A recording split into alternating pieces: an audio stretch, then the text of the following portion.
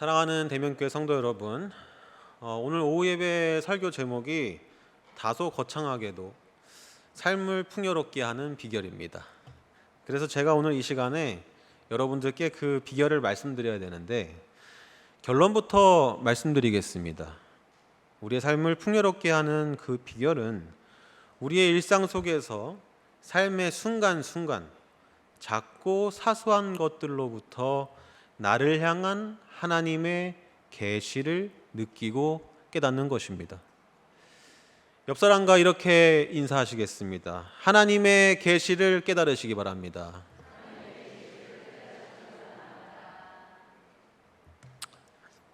아니, 우리 전도사님이 갑자기 무슨 사이비 교주 마냥 계시를 받으라고 그러시는데 큰일 났다, 이런 생각을 하시는 분이 있을지도 모르겠습니다. 제가 이상한 소리 하려는 게 아니니까 걱정하지 않으셔도 됩니다. 신학에서 이야기하는 계시란 영어로는 리벨레이션이고 라틴어로는 리벨라티오라는 단어에서 유래한 말입니다. 이 의미를 들여다보면 베일을 벗기다, 감추어진 것을 드러내다, 이런 뜻을 가지고 있습니다. 계시라는 말이요. 다시 말해서 하나님의 계시다라고 하는 말은요, 하나님이 자기 자신을 인간인 우리에게 드러내시는 것이라고 정의할 수 있습니다. 그런데 여러분, 하나님께서 자기 자신을 우리에게 드러내시는 방법에는 크게 두 가지 방법으로 나눠볼 수가 있습니다. 첫 번째는 무엇일까요?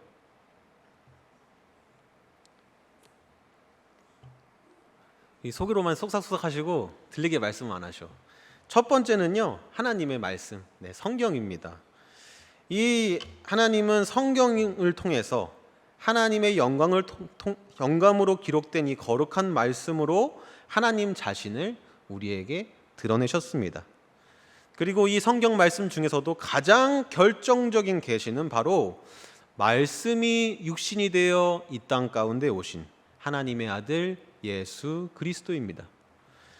그래서 예수님의 모습, 예수님이 살아생전에 하셨던 말씀, 또 예수님의 가르침과 삶이 기록되어 있는 이 성경 말씀, 이 말씀이야말로 가장 직접적으로 또 가장 확실하게 하나님께서 자기 자신을 우리에게 드러내신 방법입니다.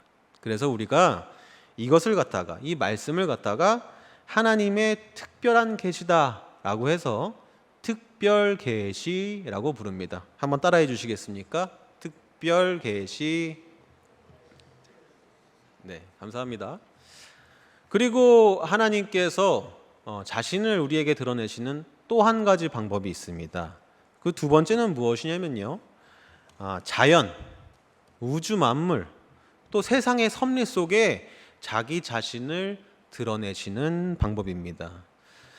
하나님께서는 특별히 인간에게 이성과 지혜를 주셨습니다. 그래서 이 인간들은요, 특별 계시를 받지 않더라도 도덕, 철학, 역사, 종교 등을 통해서 신의 존재를 유추할 수가 있고, 로마서 말씀처럼요, 또 서로 사랑하고 섬기며 살으라고 하는 하나님의 뜻을 파편적으로 깨달을 수가 있습니다.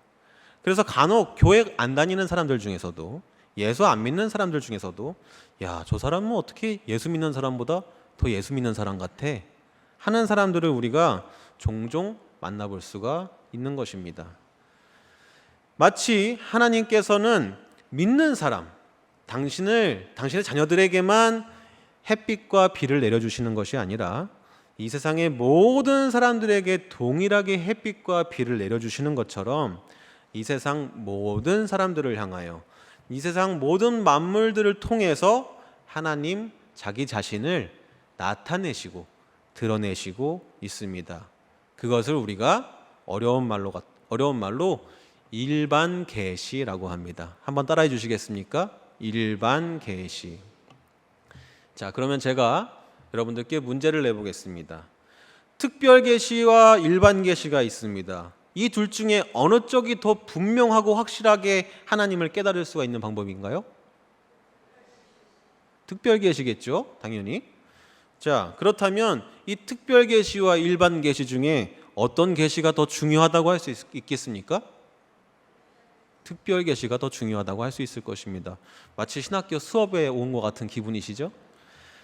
자, 이 두 가지 특별 계시와 일반 계시가 있는데 하나님께서 우리에게 계시하는 방법이 이 두 가지 중에 무엇이 더 중요하냐고 하면 분명 하나님의 말씀인 성경과 예수 그리스도를 아는 지식, 즉 특별한 계시가 더 중요하다고 말할 수 있을 것입니다. 그런데 여러분, 오늘 제가 이야기하고자 하는 것은 또 제가 신학을 공부하면서 신앙생활을 해오면서 느끼는 것은요, 하나님의 특별 계시인 이 말씀은 하나님의 일반 계시의 영역에 있는 것들로부터 훨씬 더 깊이 있게, 훨씬 더 풍성하고 풍요롭게 느끼고 깨달아질 수 있다라는 사실을 함께 나누려고 합니다. 무슨 말인가 싶으시죠? 예를 들면 이런 겁니다. 우리가 지금 읽고 있는 성경은 뭘로 쓰여 있나요? 한글로 쓰여 있다, 그죠? 예, 한글로 쓰여 있습니다. 이 한글 성경들이 많이 있는데 그 중에서도 이 개역 개정판을 지금 보고 계시죠? 성경 중에는요, 어린아이들이 읽기 쉽게 번역된 어린이 성경도 있고요. 또 새신자들, 처음 교회 오시는 분들이 쉽게 읽으라고 새번역, 현대인의 성경 이런 것들도 여러 가지 번역들이 다 나와 있습니다. 이 번역이 있다라는 말로 우리가 유추해 볼 수 있는 것은 원래 다른 쓰여진 언어가 있다라는 것을 우리가 생각해 볼 수가 있겠죠. 그래서 이 성경 번역의 역사를 잠깐 한번 생각해 보면 한글 성경이 있기 전에 영어 성경이 있었고요. 영어 성경이 있기 전에 독일어 성경이 있었고, 독일어 성경이 있기 전에 라틴어 성경이 있었고요. 라틴어 성경이 있기 전에 헬라어와 히브리어로 쓰여져 있던 교회 공동체들이 공유했던 문서들이 있었습니다. 그래서 하나님의 말씀인 이 성경을 더 깊고 풍성하게 이해하기 위해서 신학자들이나 목사님들이 이 어려운 라틴어, 히브리어, 헬라어를 공부하시는 겁니다. 또 그 과정에서 결국 언어만 공부할 수가 없습니다. 당시 역사와 문화도 공부를 하게 됩니다. 예컨대 히브리어 성서가 쓰여졌을 바로 그 당시에 그 성서 기자가 속한 사회의 상황, 문화, 역사가 어떠했는지를 아는 것을 통해서 말씀을 더 깊이 이해할 수 있는 겁니다. 신약 성서의 저자들이 활동했던 당시 역사와 문화적인 상황을 통해서 이런 것들을 공부하고 배우고 깨닫는 과정에서 성경 한 구절 한 구절에 담겨 있는 하나님의 뜻을 더 깊고 풍성하게 이해할 수 있다는 말씀입니다. 말하자면 하나님의 특별 계시인 이 말씀은 하나님의 일반 계시의 영역에 있는 역사와 철학 또 인간의 이성을 통해서 더 풍성해질 수 있다라는 이야기입니다. 그러므로 믿는 사람들에게 이 두 가지는 서로 분리되어서는 안 되고 항상 상호 보완할 수 있도록 함께 가야 하는 것입니다. 자, 여기까지 들으시면 분명 이 중에서는 아이고 전도사님, 저는 그런 복잡한 거 몰라요. 그 히브리어고 헬라어고 나는 그냥 전도사님이나 그런 거 열심히 보시고 나는 그냥 성경이나 볼랍니다. 이러시는 분이 있을 것 같아서 그래서 오늘은 제가 살면서 누구나 접하게 되는 하나님이 창조하신 이 세상 자연을 통해서 하나님을 느끼는 삶, 우리 삶 속에 경험하는 작고 소소한 경험들을 통해서 하나님의 섭리를 깨닫고 하나님을 느끼고 또 하나님을 알아가는 풍성한 삶이란 어떤 것인가 하는 말씀을 함께 나누고자 합니다. 오늘 본문에서 시편 기자는 다음과 같이 찬양하고 있습니다. 하늘이 하나님의 영광을 선포하고 궁창이 그의 손으로 하신 일을 나타내는도다. 그 모습에는 언어와 말씀은 없고 들리는 소리는 없을지라도 하나님의 소리가 온 땅까지 미치는도다. 이렇게 이야기하고 있고요. 또 사도 바울도 이렇게 말하고 있습니다. 하나님의 보이지 아니하는 것들 곧 그의 영원하신 능력과 신성이 그 만드신 만물에 분명히 보여 알게 되나니. 믿음의 눈으로 보면 온 세상 천지 만물을 통해서 우리가 하나님을 볼 수가 있어서 그저 저 하늘을 보면서도 하나님의 영광을 느낄 수가 있고, 그저 저 밤하늘의 별을 보기만 해도 하나님의 크고 무한한 능력을 깨달을 수가 있다라는 말씀입니다. 저는 실제로요, 제 삶 가운데 이런 경험을 종종 하곤 했습니다. 여러분 혹시 저 하늘을 쳐다보시면서 하나님의 평안과 위로를 얻어보신 적이 있으십니까? 있으신 분이 계시네요. 제가 군대에 있었을 때 일입니다. 남자분들은 아마 공감하실 텐데요. 이등병 때 얼마나 힘들든지요. 선임들이 저한테 이렇게 얘기를 합니다. 야, 한승민, 이병 한승민, 눈 감아봐. 눈을 제가 감았습니다. 뭐가 보이나? 아무것도 안 보입니다. 했더니 그 선임이 하는 말이, 그게 네 군생활이야. 깜깜합니다. 아무것도 안 보입니다. 그렇게 또 농담하더라고요. 근데 진짜로 그랬습니다. 이등병 때는. 저는 2년도 안 되게 군생활했거든요.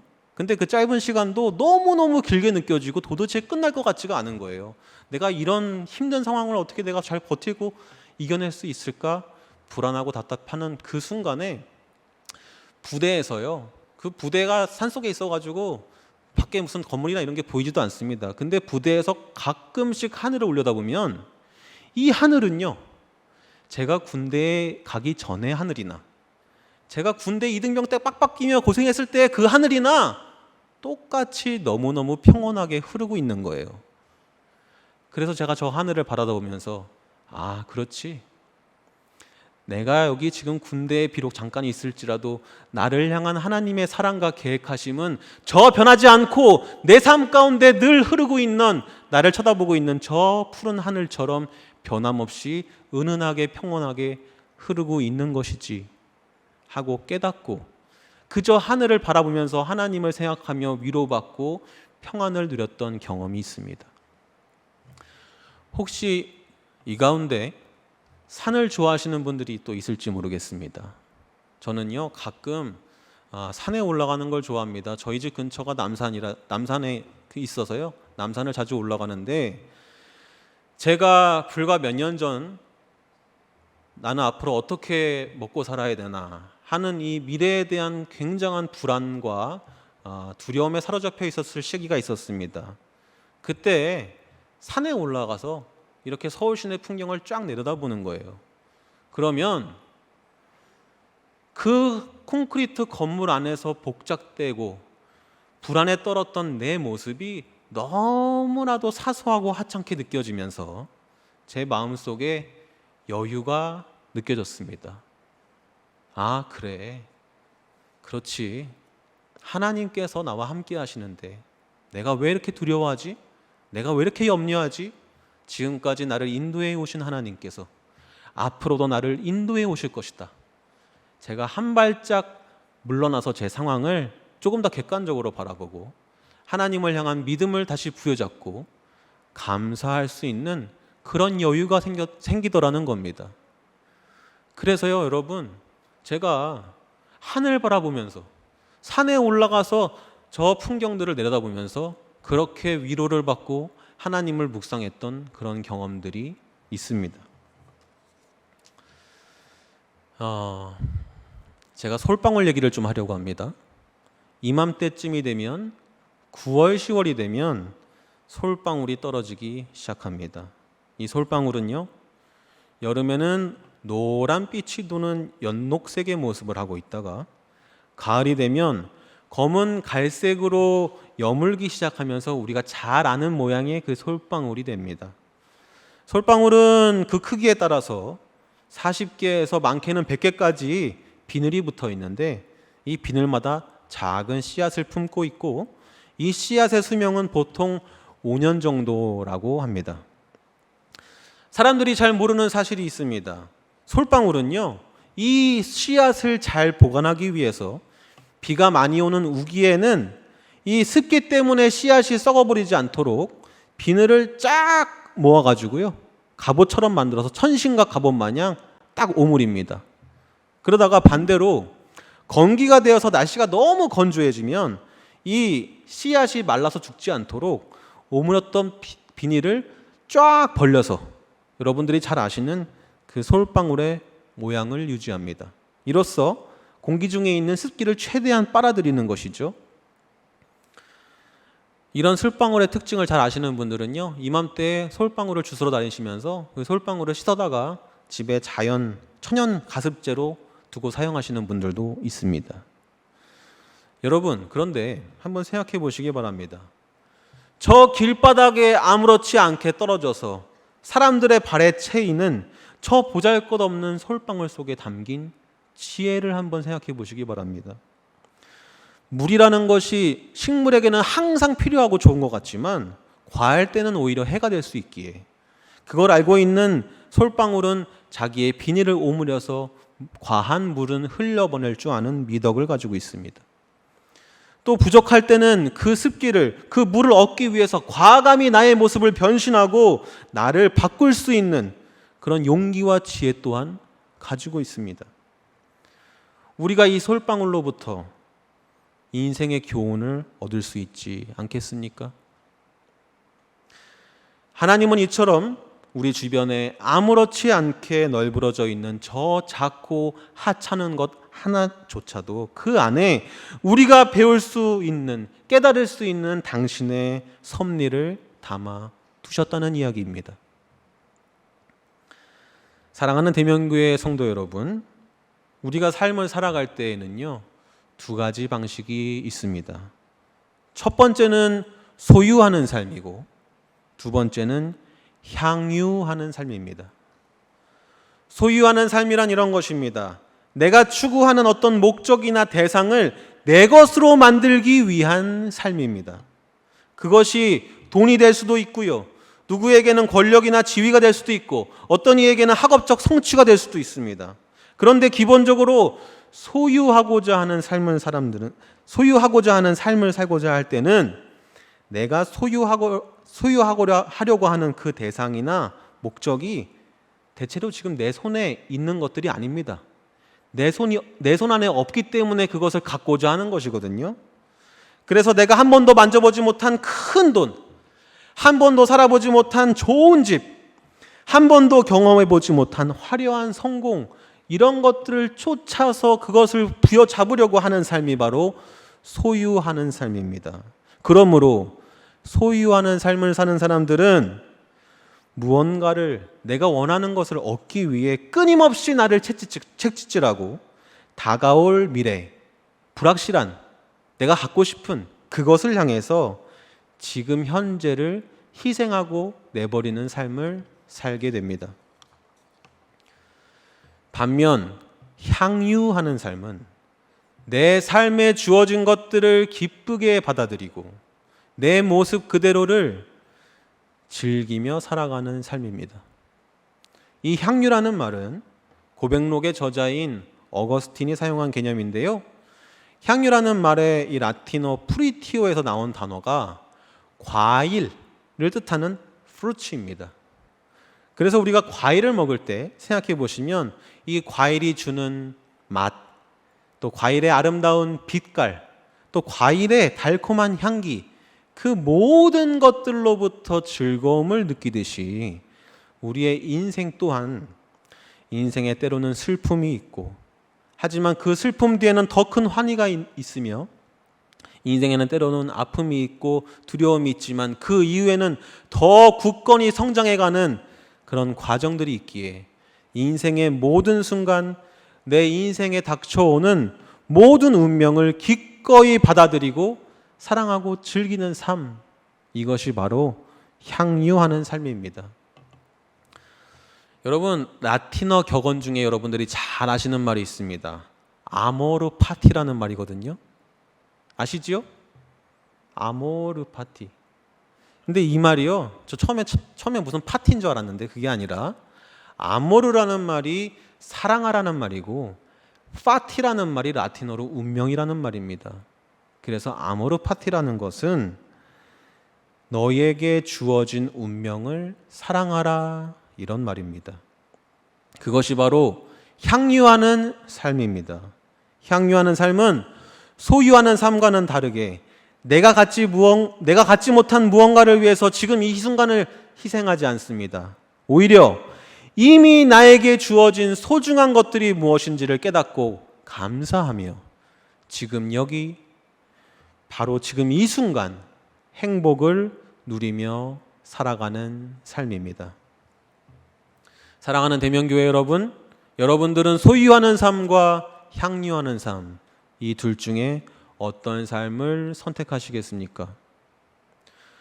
고개를 들어 저 푸른 하늘의 광활함을 느끼며 하나님의 신실함을 깨닫고 저 발에 차이는 작은 솔방울 속에서도 삶의 지혜를 배우며 내게 주어진 모든 것을 기쁘게 받아들이고 하루하루를 행복하게 누리며 즐겁게 살아가는 저와 여러분들이 되시기를 이 시간 예수님의 이름으로 축원드립니다.